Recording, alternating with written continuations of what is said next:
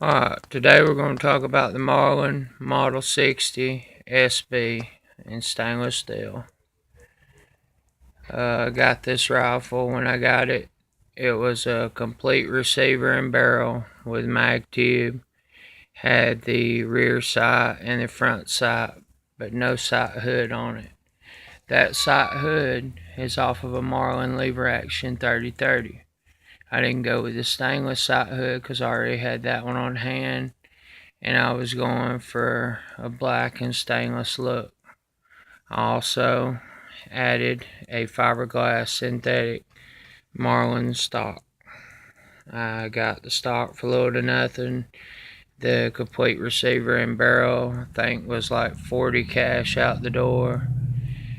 And so I added the stock after, of course, extensive cleaning on this receiver and the guts and everything. And before we go any further, as always, we check. You see, it's empty.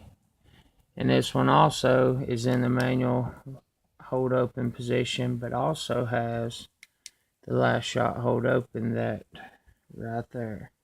This is a 1995 model. It's an actual Marlin 60 SB brand with the micro groove rifling. The magazine tube is stainless. This is not the nickel and stainless combo, it's total stainless. The mag tube, however, is when they had shortened it to 15 rounds, but still a brass mag tube. It's spring loaded cap.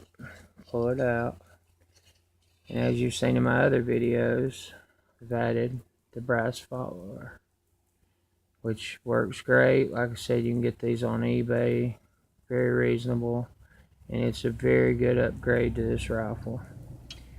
Okay, well, after extensive cleaning and ordering the stock, getting it on there, I got another one of those dovetail to Picatinny adapters and got a 3-9x40 scope, zeroed it in perfect. I'm not sure the actual brand of these scopes. They don't cost a lot. They say Clearfield on them, but I mean, considering the rifle's not in perfect condition, I don't see no point in putting a Leopold or something high end on it.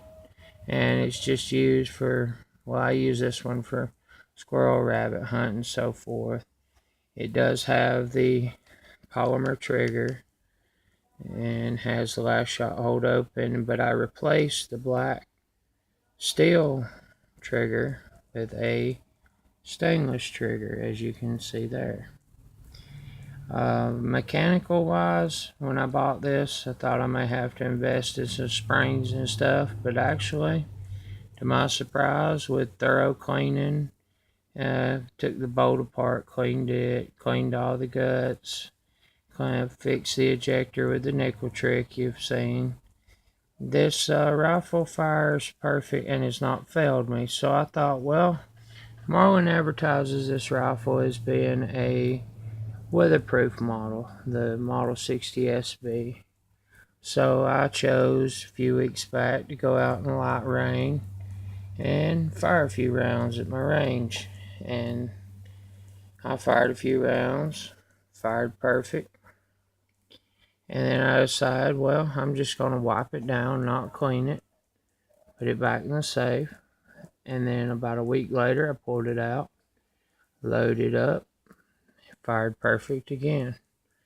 So I don't know what the original stock was. It may have been birchwood, it may have been laminate, but with the fiberglass stock on here and polymer trigger and everything stainless. And by the way, these scopes are fog, shock, recoil, and waterproof, and have the UV caps where you can use the caps or you can take them off. This rifle has turned out to be one of my favorites. It's a 95, so it's before the 2000s when they had actually shortened this barrel to match the length of this tube. It shoots 22 long rifle. And another cool thing, these buttstocks are hollow. So if you put some ammo in a Ziploc bag, I've been able to fit about 70 rounds in a Ziploc bag. Take the butt cap off and I'll stick them in there. So in a situation you got lost in the woods or something, you'd have some backup ammo, and a simple pocket knife will remove the two screws. I'm pretty proud of this one. All in all, I don't have much money at all in this. Actually, in my Marlin 60 collection, my Glenfield, Revelation, Coast to Coast, all of them put together probably doesn't cost what one new made by Remington would cost you today. Because Marlin is now made by Remington at a different factory. I think in Mayfield, Kentucky. This one was made by actual Marlin at their Marlin factory. But overall, this turned out to be quite a nice gun. I enjoy shooting it, enjoy plinking with it, and also it does have the flip down sight here for the back sight, flips back up. I just leave it up. It has built-in swivel studs. I don't really care for that. I'd rather have metal, but they hadn't broke yet, so wish me luck on that. And as always, if you like, subscribe. Thumbs up if you like, thumbs down if you don't. And that pretty much covers my Marlin refurbished rifles that are in 22 long rifle.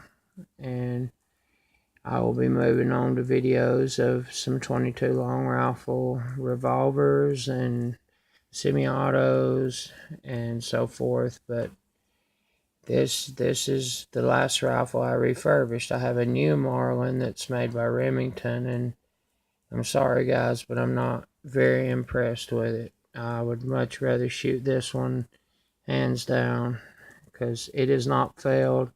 The one made by Remington straight out of the box had failures that I had to repair. This one was completely dirty, nasty, took every single piece of part of it and cleaned it, oiled it, done everything you should do to it. And I've not cleaned it again in a while, but as you can see, it's a little dirty in there. But it actually is quite a rifle. And you see it also right there has the stainless takedown screw. My daughter's mother had bought me the Remington made version a few years back that I had at one point, and I still had that screw, so I just added that as an extra touch. And the back screw is just a regular black takedown screw. But all in all, to save money, I have no problem with refurbishing these. And Marlin 60s, I know pretty well. I like to research the history. I like to watch other people's videos.